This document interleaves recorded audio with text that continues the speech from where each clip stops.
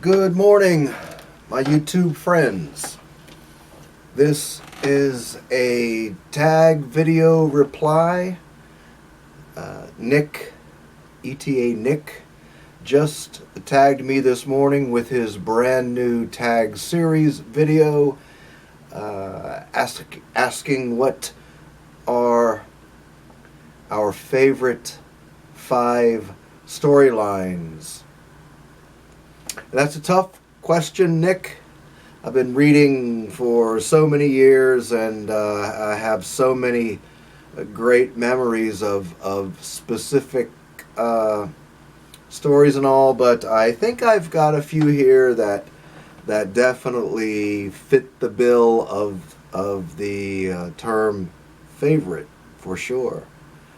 They're in no particular order except for this first one, which I do declare and announce is my all-time favorite comic book storyline, or in this case, story, and that is The Dark Knight Returns.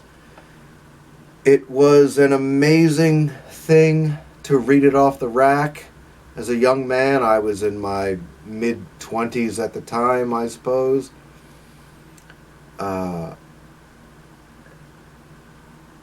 It was just astonishing. It was absolutely astonishing. And with the last issue, the 4th issue, being published late, I believe it was 4 months late, maybe even 5 months late, than its original, what was to be the original publication date. Boy, I'll tell you, that wait was excruciating. Make no mistake. But that is my all-time favorite, hands down, comic book storyline, comic book story of all time. Amazing Spider-Man 121 and 122. Uber classic Bronze Age material.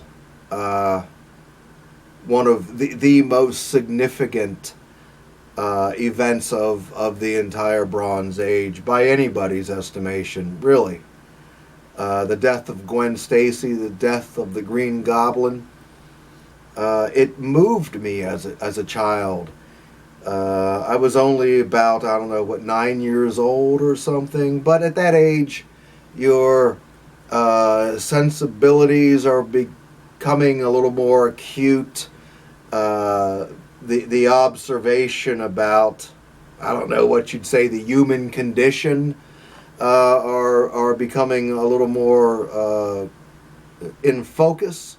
And I was just a little boy, make no mistake. But that story, those 2 books, they moved me profoundly. Anyone who hasn't read this classic material, I encourage you to seek it out. The actual books themselves, Spidey 121, 122, are really on the pricey side now, unfortunately. But they've been reprinted a couple of times in Marvel Tales, in particular Marvel Tales number 98 and 99. And then again later in Marvel Tales, where they printed one double-sized issue. I think it's around number 198 or something like that. Because it's worth noting too that Marvel Tales 99, which reprints Spidey 122, does not include the intensely poignant last page with Peter Parker and Mary Jane, which is very, very frustrating. Nonetheless, all that aside, Spidey 121, 122. The original Swamp Thing run, Swamp Thing 1, 2, and 3.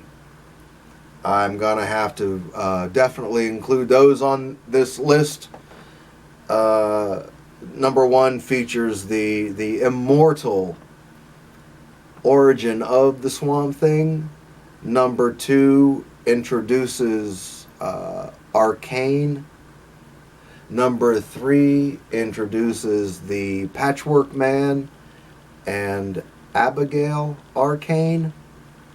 So that little arc, within the Bernie Wrightson 10-issue run, is just mind-blowing. Unforgettable visuals, unforgettable stories. Plain and simple. And they've been reprinted many, many times also. I encourage anyone who's not read them to seek them out. Panther's Rage.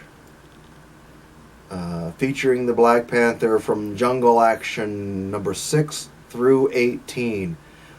When I was a little boy, this thing just blew me out of the water.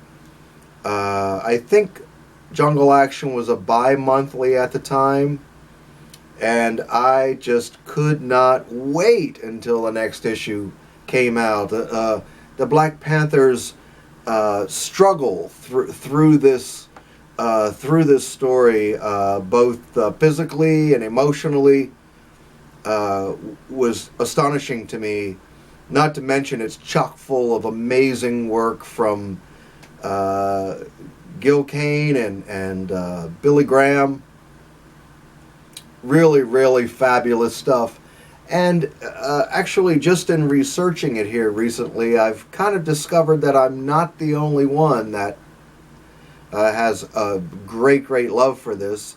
I have discovered there's something of kind of a cult following for Panther's Rage, and was very happy to find that out, because that just amazing stuff for me.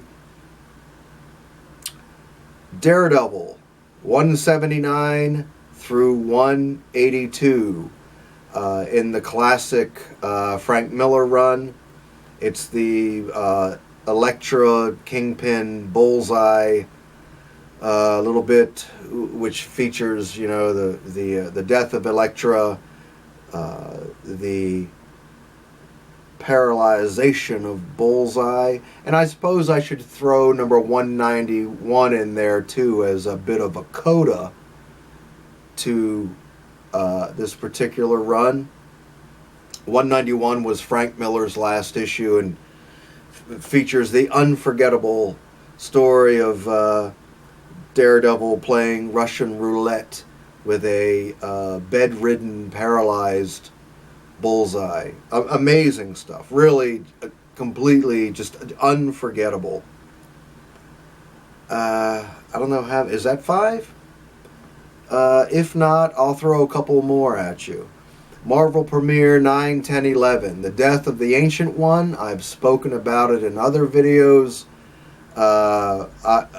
Again, I understood even as a little boy, Doctor Strange, the heartbreak of Doctor Strange after the death of the Ancient One, and his hand in the death of the Ancient One.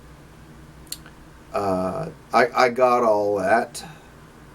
Amazing stuff. The Demon Lives Again.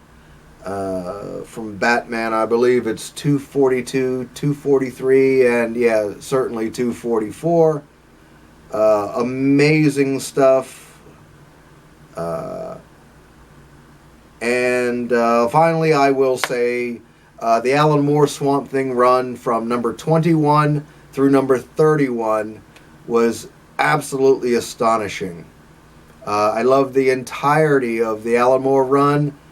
I felt maybe the later issues he began to develop a more self-conscious kind of style of writing. He became a little more heavy-handed, maybe a little more aware of this legend that was beginning to grow around him, and he thought he really had to, smack everybody over the head with his prose or whatever. He didn't have to do that, but anyway, Saga of the Swamp Thing 21 through 31, blazing stuff. That's all I'm gonna say.